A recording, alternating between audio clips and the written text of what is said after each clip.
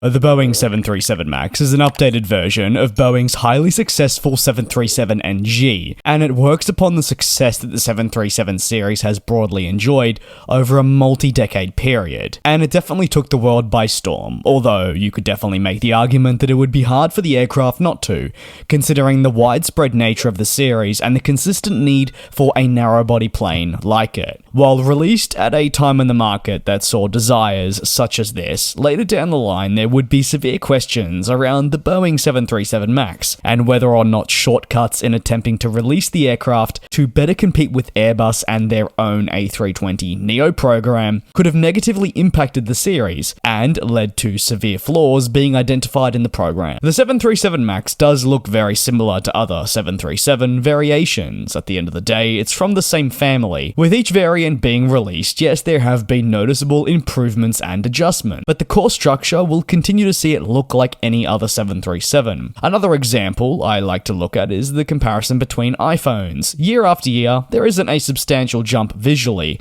but you may notice across 5 generations the difference in key features. You could say with the 737 MAX that yes, it is noticeable to the 737NG, but potentially to someone else they won't notice the difference. But just what changed from the NG to the MAX? Well, the NG at the time was a massive improvement, it must be said, on the original 737 variants in the market, and that was only highlighted through its fantastic performance it eventually enjoyed. So, for the MAX to succeed, it needed to have improvements. But what changed?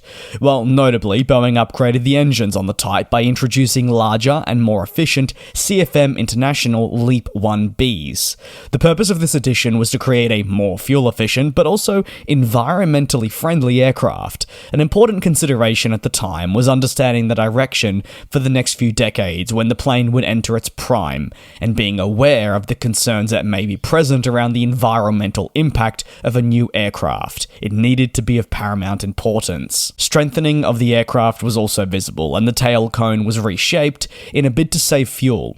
Updated electronic systems were featured throughout, as you'd expect, thanks to technological advancements at the time.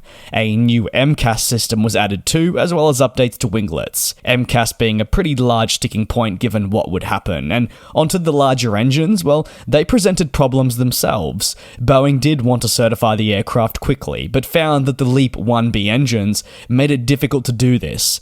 As a result, it had to really play around with where the engines were going to be placed, and in the end they were further forward than the 737NG. These pressures were largely felt throughout the program as the aircraft manufacturer attempted to compete with Airbus in what many felt for the American plane maker as a race against time, not to allow its competitor to get even further ahead in the market. The 737 at this point within the industry had seen arguments that it was a tired design, and at that point Boeing should have been really opting for a clean sheet narrowbody, taking what was loved about the NG and applying it to this brand new aircraft. However, Boeing didn't really have the time to move forward with a clean sheet if you take a look at Airbus and the re-engined A320, which was experiencing fantastic results. In such a lucrative and also fundamental market that makes up the bulk of orders and deliveries for manufacturers every single year, to just allow Airbus to move unrivaled with their A320neo family would be a terrible mistake for many reasons. That's not even factoring the overall time and costly nature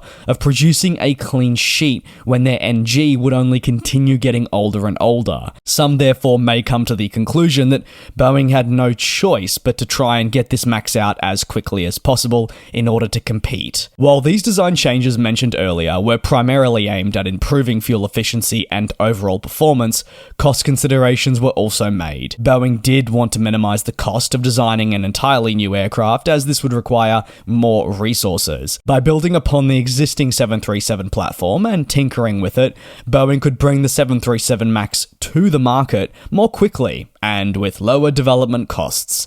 It's hard to argue on the surface with that thinking and logic.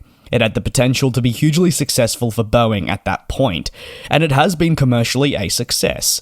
Just at the time, Boeing really needed to ensure that nothing slipped through in a massive race to earn additional cash. Unfortunately for Boeing, things did slip through when a handful of years after entering into service, it would become apparent that there were significant flaws in the aircraft type.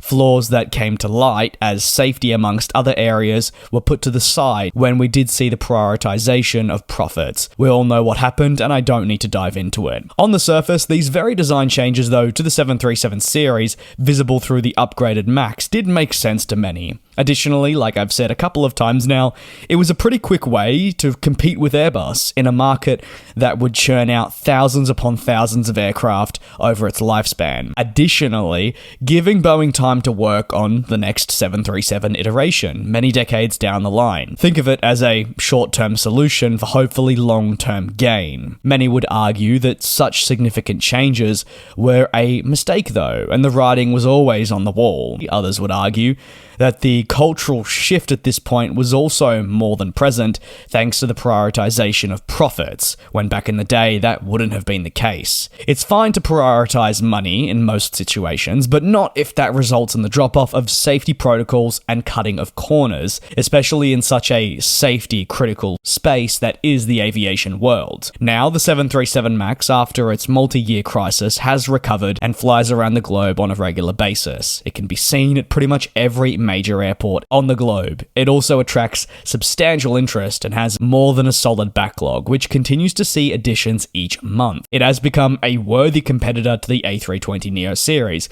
and having flown on the aircraft myself, I must say I really do like its ride comfortability. However, question marks are always going to remain over what's next.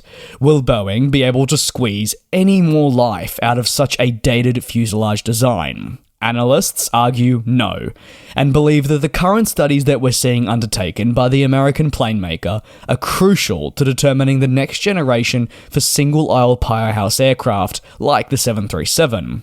Whether this emerges in the form of a totally new name, a different combination, or something else, either way, Boeing needs to stick the landing for the next iteration in the narrow-body market. Many people say it's time to say goodbye to the 737 and bring in something totally new. Importance, though, has to be placed, not just moving forward with an adequate aircraft that is going to attract interest, but also one that is safe, doesn't cut corners, and has a sustainable long-term outlook. What are your thoughts on the 737 MAX and those core design changes that we saw emerge from the NG? Do you believe the competition that it was having with Airbus and trying to mitigate the success that was being enjoyed at the A320neo family put the 737 MAX in a bit of a grey area that did lead to the many problems we saw? Was the company prioritizing profits over the safety? And I'd love to hear your opinion on the future too. Which direction should Boeing head in the future? Are they really able to get any more life out of this 737, or do you believe potential future studies such as the braced wing design are the future? Let me know. Thank you so much for your support here on the channel. As always, if you have any thoughts, you're more than welcome to drop them down below in the comments. Take care and be safe, and I'll see you next time.